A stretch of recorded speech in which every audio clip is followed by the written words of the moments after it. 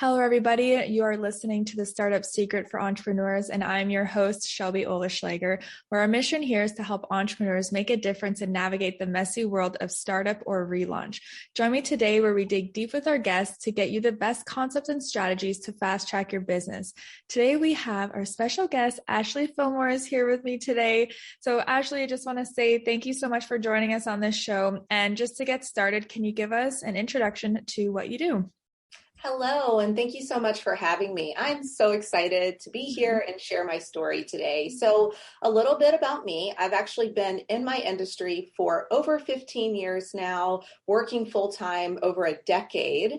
And let's just say I had a corporate job. It was definitely very secure, but I was not happy. I think I reached the ceiling there, was ready for more, and I felt really just maxed out, but I loved what I was doing. So 2015, I actually started my company in 2015, but I did not move my company online until 2019. So from 2015 to 2019, I was starting my family as well as figuring out what I wanted to do. I knew I loved my clients still. I was on my own. I loved being an entrepreneur, but I was really torn between having a brick and mortar personal training and health clinic like in person or moving things online. And the more I started to investigate, I realized this whole in-person thing, all of the things that came along with having an in-person facility, I just did not want to do that. I really wanted to focus in on my passion. So 2019, I made a really scary leap and started my online company. And immediately out of the gate, before even making a dollar online, I invested $10,000, which is a lot of money when you're making $0. And you're also coming from a corporate background where my salary was so low. So just the thought of investing that much was like a third of my yearly salary. I'm like, what am I doing? But I knew that I needed help because I did not know online business, online marketing, and quite honestly, how to be a CEO and business owner. And so 2019, I started my online company and I specialize in metabolic and hormonal health for women. We focus in on sustainable body composition change. I will also refer to sustainable weight loss, but a lot of the women that come into my world don't always want weight loss. They just want to feel better. They want to improve their health. They want to correct hormonal issues, help, improve their metabolic health. So really we focus in on sustainable body composition change and all of the different barriers an individual will experience when going through that process. Awesome. That's so cool. And I love just that mission behind that of wanting to help these women. So when you're deciding that this is what you wanted to do, what were some of the steps that you had to take to get you from like the corporate to actually running this business and getting clients? Yeah, so I knew that I was doing something really magical in person. In my field, generally with personal training, nutrition coaching, people come and go. There's a huge turnover. And I knew what I was doing in person was really unique because my clients would stick around. Typically I had 15 to 20 clients that I worked with full time. They stayed with me for years. So my number one obstacle was how can I replicate this experience, but make it online? Because there's a big difference between hey, you're seeing me in person 3 to 4 times per week for 1 hour per session, to now I'm going to be seeing you virtually. Maybe we're only meeting once per month virtually via Zoom. How do I replicate a similar experience and help you feel comfortable, confident, trust in me, trust in my brand, and now even trusting in my assistant coaches that's going to help you with this transformation? So I realized that was going to be a big obstacle. So step one is I had to take action. I had to go from wanting to deciding this is what I'm going to do. And I know that sounds so simple, but think about, at least for me, there was so many years I wanted more. but I never took action. And so I wanted more. I was unhappy. I knew that this wasn't what I was supposed to be doing long term, but I stayed in the wanting mode for many years. So if you're starting your company or you have this big dream or vision, you have to go from saying, I want this to I'm deciding that I'm going to do this now and I'm going to take action. So just knowing the first step is all you need to do. You don't have to have steps 1 through 50 mapped out. So for me, it was, I'm doing this. So I turned in my notice. I was shaking, literally went to my car crying, 12 weeks pregnant with my first daughter. So talk about going into, I'm becoming a mother. I'm also leaving this comfortable job I have with a lot of security, going into this unknown world of becoming an entrepreneur. So step 1 was deciding and then committing to that and then taking the action. So for anyone else listening in, just making that choice. And then what's the next step? So for me, it was like, how do I get my company set up? What do I do? Do I want to have an S corporation? Do I want an LLC? And just legally, how am I going to make this company legit? That was step 1. And then step 2 was really deciding how do I want to work with my clients, online or virtual, or online, which is virtual, or in person. And so that was really the next decision. That one took a little longer because the thought of having an online company was a new concept to me back then. It was like, how can I make this work? So that was the next big step in deciding that, okay, I have to do this, but you have to commit to saying, I'm turning this want into action and I'm going to make it happen. And I like that because it's like there is no like other option almost at that point, because you're really diving in and being like, this is what I'm committing to. There's no, like you have no other choice but to pursue it. So I really like that, just being powerful enough to say, this is what I want. I'm going to go for it, basically. So you did say just about your decision of going online or in person. So what was that decision like? And how were you able to, like you said, you want to give the same feel of your brand and give the same feel and the same value in person and online. So how were you able to accommodate that when you're going virtual? Yeah, so that was a big deal. And so finally, I just realized as soon as I said yes to having an online company, I knew it was right. Although I was so scared because I did not know what to do or how to build this company. I was good at what I did. I knew that I was an expert. I knew that I could get amazing results in person. And so the challenge, the obstacle was, how do I replicate this for online? And so that was the hardest thing for me to do, was replicating it online. So number 1, I think that when you're getting started, especially in a very saturated market right now, where there's TikTok, there's Instagram, there's still Facebook, but, we see these platforms growing and growing. Even over the last 3.5 years, I've been using it for business.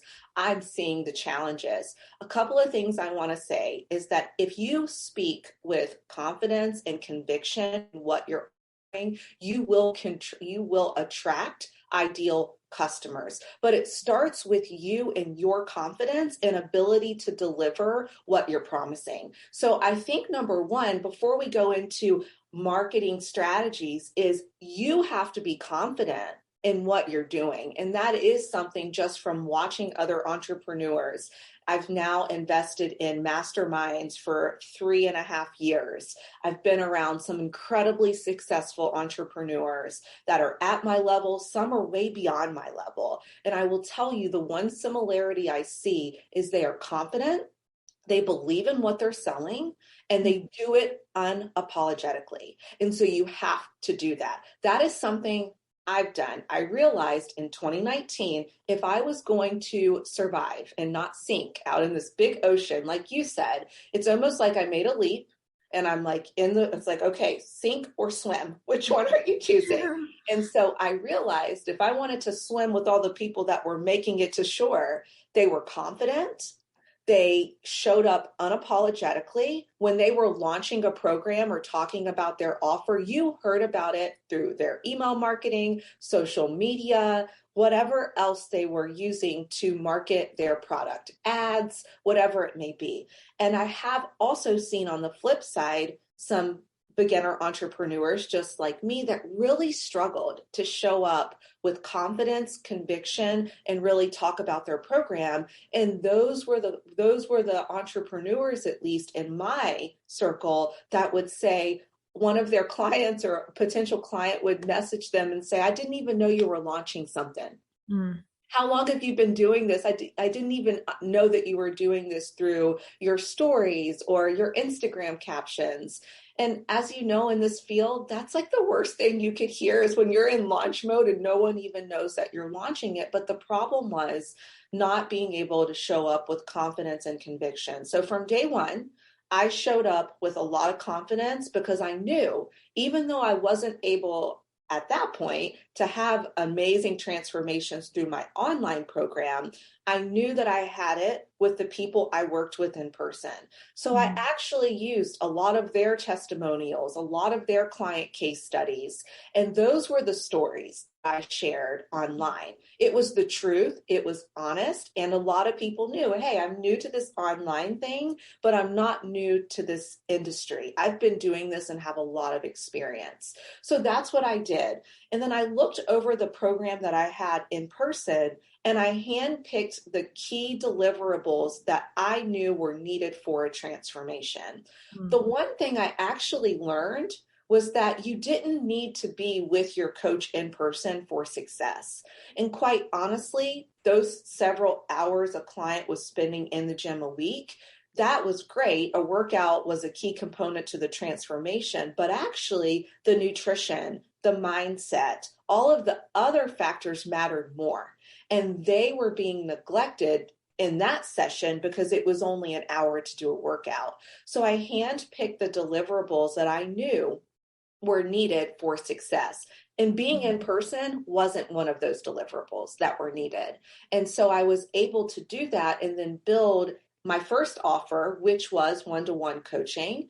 And again, handpick the deliverables that I knew had to be included in the package, and then I turned it into my one-to-one coaching program, which since 2019, just that program alone, I've been able to scale to multiple six figures and have a team of coaches working with me in the program, because eventually it built such a reputation for itself, and it's still building a reputation to this day, that I could not continue to offer the level of coaching that I want to offer and will always offer when I'm working with 30, 40 clients at one time. And so for me, it was, okay, I'm not going to sacrifice quality because that has built my brand. So what can I do? And that's when I realized I had to start growing a team if I wanted to keep growing that program specifically. Yeah, let's definitely touch on that. Like, I think it's really cool that you're able to make that transition from live in person, and just, it makes sense how it has been so successful. And one thing I do want to touch on about team building, but also just as far as your structure with these one-on-ones, you know that the mindset and the nutrition is important. So how are you able to structure all of that into one bundle where they're getting the most value for their time with these sessions? Yeah. So with the one-to-one coaching program, now everyone, and this is something else I want to always mention to any new entrepreneur, listen to what other people are doing, but make sure your programs and offers are in alignment with your lifestyle, your dreams, your goals. The one thing about this industry is you'll hear, oh, well, this person is making multiple six figures with this type of program, so that means I need to do it. When in reality, you may settle in and be like, I actually don't like doing my programs like this, or I don't feel like it's a great container for me to coach to the best of my ability in. So I always like to listen to what other leaders are doing take some notes, and then think about my life and where I am as an entrepreneur and how can I make this work for myself and obviously work for the client. So for me, it was more focusing in on, okay, what do we have to do with each individual to really help them with this transformation? Since one-to-one coaching is so customized and it is so tailored to the individual, some clients may need more help with mindset and others will not. Some clients may have underlying hormonal issues and others may not, as well as metabolic damage from just chronically dieting. So the beauty in one-to-one is you can really shift gears and go in whatever direction is needed for the client within the framework of my program. So one suggestion too is create your framework, create your method. And so for us, we have 5 pillars that we address with all clients. Now, depending on the client, we may not spend a lot of time in one pillar or 2 pillars and focus all of our energy on hormones and metabolism, for example. Right. So we can audit the clients, see where they need the most support, double down there. Throughout the program, there's coaching calls, there's support throughout the week via email and Voxer, which is a voice messaging app that's really popular to use when you're doing programs similar to this. There's methods that we communicate with the clients to be able to ensure that they are on the right track. So I think it's figuring out, what is your program? What are you helping your client accomplish? So what is the outcome? It's really all about the client. It's not about us. It's how can we build a program that is going to serve our client. So every deliverable should be geared towards guaranteeing your client's success. So then from there, you build your program with those deliverables, and those are the things that you're utilizing and leaning into to ensure that that client is getting the transformation that they need. That makes so much sense. And that is definitely why you guys probably have so much success stories where everyone's definitely getting that custom work that they genuinely need for that transformation. So I really like that. Going back to the team building a little bit, you started as yourself. Now you're building a team. Can we talk about what that journey has been like? Yeah, so I think it's really, whenever you first get started, I know in my first year, I really didn't start making income until 10 months into my first year. So everybody's journey is a little different, but a lot of times with social media now, I know that there are exceptions, but most people are not coming out with 0 followers on day one, making multiple 6 figures. So keep that in mind. Actually, as you start to go up into 6 figures, multiple 6 figures, and you look at the data, you see in reality that, it takes time for these people to build these great companies. And as you start to scale, that's when your systems, your software, or however you're managing your programs and making sure everybody's getting the same level of quality treatment and nothing's being neglected, those things matter even more. And so for me, needing systems and needing a team came at the same time, because up until within my first year of business, everything was in my brain. Every system, every onboarding procedure, every offboarding procedure, everything was done because I was the only one doing it. So I knew that the quality was always going to be consistent. But eventually, when I started to take on more clients and my client load was booked, suddenly I started to feel the pressure. And I noticed I'd push off the gas pedal when I was at max capacity. But then I started to also realize, if I want to grow this business, I can't stay here because this is my ceiling. And there's no other way for me to grow. So actually, before building my team, I created a membership program, and I also created a group coaching program, because lots of people were just inquiring about my services. Either I didn't have the capacity to work with them one-to-one, or they didn't have the budget or the time or the energy to commit into my most premium offer. So I actually do have other programs that are also growing, that I've also been able to scale, but that was a byproduct of having a really successful one-to-one coaching program. And so systems and team both came at the same time. I had a group coaching program. I had a membership program. Those were growing, but I knew to really move the dial with a small following that I was going to have to continue to double down on my one-to-one coaching. And so that's when I started to hire team members. So I hired my first assistant coach. I hired just a VA, someone to help me manage, emails, customer support, because I was doing everything. When you first start, you're typically wearing all the hats, which at first is possible. But as you continue to grow, I know for me, I was just expending so much energy on things that really weren't my zone of genius. And then when I went to show up for my audience, I would feel tired, or I'm like, man, I'm already so exhausted today because I've been trying to build this web page and I'm not a web designer. And so I realized where I was I realized what I could do well. And I also realized what I couldn't do well, or I realized what was maxing me out. So a VA, having people come in and do the things I wasn't so great at, and then also assistant coaches. So starting small is the key here. And even starting a little bit early. So if you're building your business right now, and you're starting to feel maxed, or you're close to max capacity, and maybe you already created a group coaching offer, or you've already created a DIY offer, and you're seeing those fill up, but really you want to go all in one program, I think that is a great sign. Go ahead and get someone onboarded, because it does take a little while to hire them, to train them, to teach them the ins and outs of your business. Because remember, each person you hire is representing your company and your vision. So you want to make sure that they're able to do that successfully. So I didn't realize how long it took to do that, especially as a beginner when I was just building my company. Like, okay, they can't just start on day one and know everything. I have to be able to teach them. So that's when I started to build out SOPs and systems so someone could jump into the team and really figure out everything without going through months and months and months of training. Mm-hmm. Right. So with that, has there been any unforeseen obstacles or any sort of struggles that you had to face with growing this? Yes. You have to up your communication game to a whole nother level when you have a team.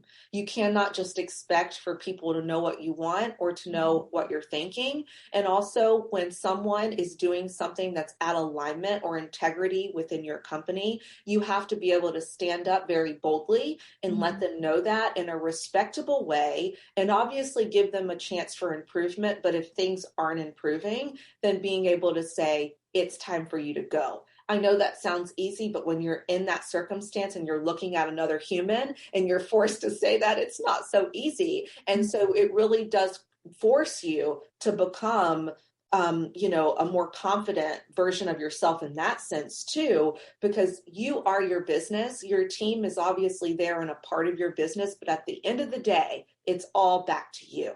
And so for me, that's something I do take very seriously. So communicating well, there's been times when I haven't communicated great, and I'll go back and say, sorry, I don't think I was clear, or maybe I saw that you made this mistake, but I think it was because I wasn't clear enough from day one. And so for me, when I see repetitive mistakes coming up, before looking at the employee or the person I have contracted work with, I will look to myself and say, did I have an SOP for this? Was there a clear expectation written out for them? And a lot of times, to be honest, it's been no. So I've had to go back to the drawing board and say, okay, this is on me. So being able to take that responsibility too. When you're interviewing, I think really just getting to know that person. How committed are they? Because when you start passing along clients that are really wanting to work with your company or you to that assistant coach, you just want to make sure that they're going to do a great job as well and really represent your company and your vision. And so I think that, the hiring part is a very serious part, but it really is the only way to grow and scale your company. Mm-hmm. Yeah, that makes a lot of sense. And definitely communication is always key, right? So I want to go back a little bit to, okay, so if you are growing your business, how has that affected your marketing, or did you have to change some of your marketing to kind of level up as well while you were growing your business and everything's leveling up? Did your marketing have to change as well? Definitely. So one of the things I want to highlight is when I started my company, I actually didn't have an email list. As I mentioned early on, I came from in-person corporate world, did not know the ins and outs of marketing an online company. And so let's just say at that time when I went online, I had an Instagram, but it was used for like sharing pictures of my dog and my salad for lunch, and there's nothing wrong with that. But for business, it was all me, me, me. Look at my dog, look at my life. And it really wasn't about my expertise. How can I help other people, sharing my vulnerable stories, because I've been where a lot of my clients are. And so I had to start from zero. I had no email list. I had well under 1,000 followers. Again, I was just using Instagram as a consumer and, and just sharing dog photos ultimately and salad pictures. So I had a lot of work to do. I came in seeing many of my mastermind colleagues and business besties with thousands of followers. And, I would see their launches and just simply with the numbers they had, they would pull in, 100, 150 new customers for one launch, and I'm thinking, okay, I'm going to get there, but it's also not realistic with less than 1,000 followers for me to launch this membership program for $39 and expect to convert 100 to 150 people. And so I think number one is knowing your numbers, knowing your conversion numbers. What are good conversions? So you can compare those numbers to your email list, to your following sizes, and then that will give you a basis. Don't compare to someone else, especially if they have larger lists, larger followings than you, because it does get really intimidating and defeating when you see someone that is having a killer six-figure launch, but maybe you have 1,000 followers or a couple thousand followers, and you start to look at your numbers, and then you can see that unless some miracle occurs, it's not realistic for you to pull that many people into a program with your current audience size. So I think for me, it was, how can I come on to this platform with not a lot of followers, kind of like the underdog, and not being able to be seen? I don't have a lot of eyes. How can I make the most out of this? And so for me, whatever was trending, I immediately jumped onto. That was something I never did as a consumer. When Instagram came up with a new feature, when there was a new, now it's Reels or whatever it may be, I never really did those things because I didn't have to. But now as a business, I feel like for us to be successful, whatever platform we're choosing to be on and use as our primary marketing tool, whatever they're doing and pushing right now for the trend, for Instagram, it's Reels. You got to jump on it. Figure out how to make it work for you. If you don't want to do dancing videos, don't do them. But how can you make this work for you? Because the fact is, if you want your stuff seen, you're going to have to buy into what's being pushed out. So following the trends, what are people doing? I remember when stories became a popular thing. That was around the time I actually started my company. I was so afraid to put my face on my stories and talk every day. But it was like, okay, if I want my business to be successful, I'm going to have to do the 1% of the things that no one else is wanting to do. And so I was doing lives, I was doing IGTVs, I was doing the stories. So when it comes to marketing, I think, one, you want your content to be seen. You want your offer to be seen. So it makes sense to do whatever is going to help your content be seen the most, obviously outside of your email list. So for me, going all in on Instagram and just really honing in on that. And then two, you have to make sure your copy is compelling and that you are painting a picture to show your ideal customer how your product or service can help them. If you're going to share your story, how can you share your story in a way that can inspire them to take action and buy into your product or service? Share your story for the sake of share can be great, build trust, but if you're really wanting to more people into your program, sharing it in a way to paint a picture for them and then showing them that this is the solution that will help them accomplish whatever their goal may be. And so you have to learn how to write more compelling copy. You have to know how to really paint that picture and, highlight your programs and your story, building trust, showing that you're an expert, showing up consistently. All of those things are really needed when it comes to growing. And then lastly, having a really awesome freebie. Your freebie or lead magnet should be just as good as one of your paid services or products.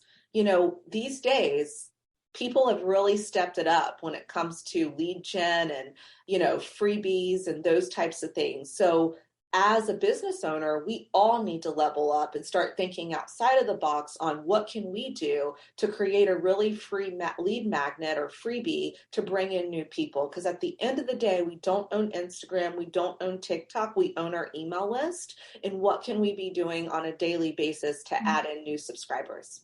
Mm-hmm. Wow. That's like jam-packed information and definitely a lot to think about. Just even the sense of having the intention behind what you're posting. It's like there's a purpose behind it. And I think when you always question that, you're going to write more compelling copy and just be more like showing off your actual business, which I think is super important. So just to wrap up, one final question. Is there one piece of advice or one thing that you want our listeners to kind of leave and take away from this conversation? One final piece of advice. Yes. So if you're listening into this, and specifically for those that are just getting started, and maybe you don't have a lot of, wins under your belt right now, you haven't really seen your program take off. I also know how that feels. And I really want to give that listener hope right now, because you will get there. If I can do it, I know anyone else can do it, because I did not have the email list, the followers, or any of those things. Mm-hmm. Don't be afraid to invest in help. Don't be afraid to reach out and ask someone else that's doing great for help, because they can show you the way and help you get started, because you will also have that amazing launch or that amazing program take off. So don't give up hope. And that's really the last thought I want to leave you guys with. Oh, I love it.